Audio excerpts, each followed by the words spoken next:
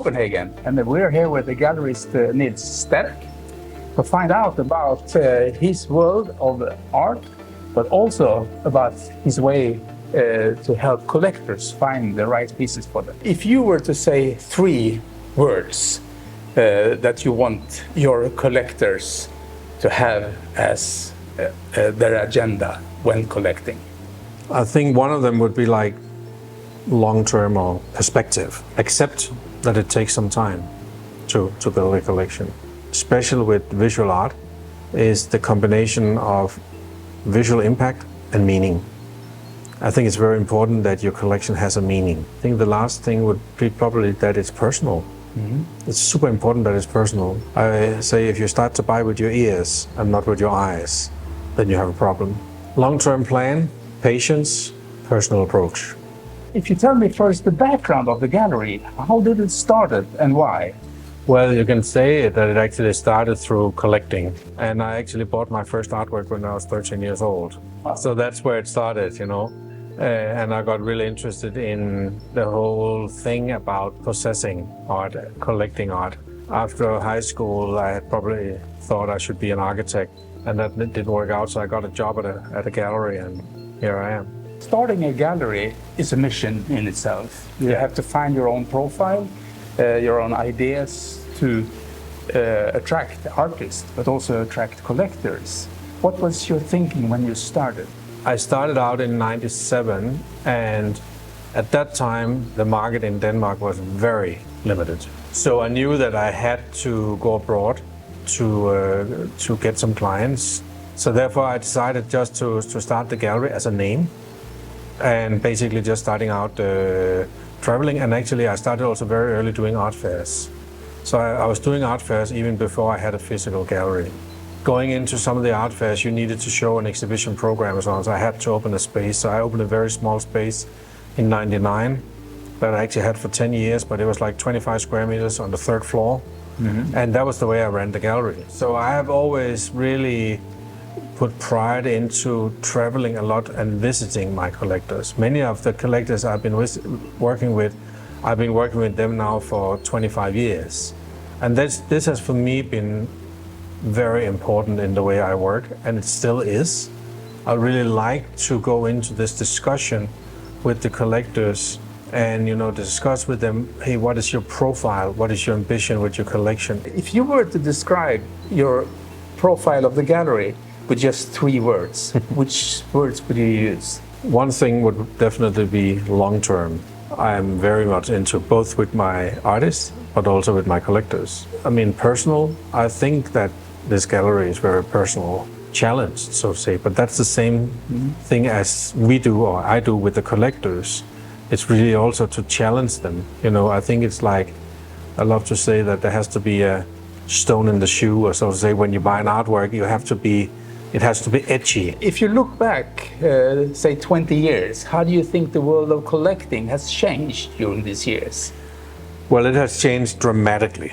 An introduction of the digital world in a way that nobody imagined 20 years ago. Now you send out, 25 emails. You can even have your inventory program do it, and it's so fast. Everything is so fast, and that's also, you can say that, for instance, I think that for example, the whole art fair scene has changed a lot. Today, it's much more about what you can do during the opening hours of the fair. The majority of those people you get in contact with, you're actually never going to see them again. You write to them after you come home, or maybe even during the fair, about what they were interested in, or maybe 1 month later you get a piece that was exactly what they described they were looking for. The amount of information that people receive is so crazy. For many people, doesn't get the depth that I think it should have. And I think collecting is really about taking a step back, thinking about not just possessing, but like owning something and create a holistic thing within the objects that you own. What advice would you give to a person that wants to start their own collection? It's very important that if you come into a show and there's something you immediately like, then don't buy it. It's really important that you take some time and that you think about what is this piece about? Does it really give me something? And so to say, back to the stone in the shoe, so to say, I mean, like there has to be some distortion in the work. And then also, I think it's also important, especially, I see sometimes people who bought a new home and they want a lot of work at the same time. And I often say, no, don't do it. Like buy one piece at a time.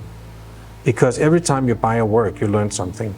If we say, okay, here's the starting point, and we think like 2 years ahead, I may propose a work to you today and you would like run away screaming, say he's nuts. But maybe 2 years from now, you'll be open for it. Because it takes time to be open for proposals also. Find some galleries that you really bond with, people that where you also on a personal level like them, and who you trust, and who you can feel is not just going to sell you something just to sell you something. I mean, somebody who's like interested in helping you building a collection. You have the whole phenomenon of art advisors, and I think that can be good for many people, only if the last word is your own. An art advisor can be a good person, especially if you don't have the time to gain all the information that you need in order to get a good collection. I mean, that's also what we do. We are also kind of art advisors for some of our collectors, because we also advise them to buy work that doesn't come from our gallery. To have that personal relationship, and also to know, see if you can find somebody who will help you know what's your next step before you even know it yourself. That'd be great. That's the kind of thing that I think is helpful if you want to start a new collection from scratch. If you look into the future, into the crystal ball, to the world of collecting art, what do you see? Well, I don't think that the speed is going to change in the way that I would like it to change.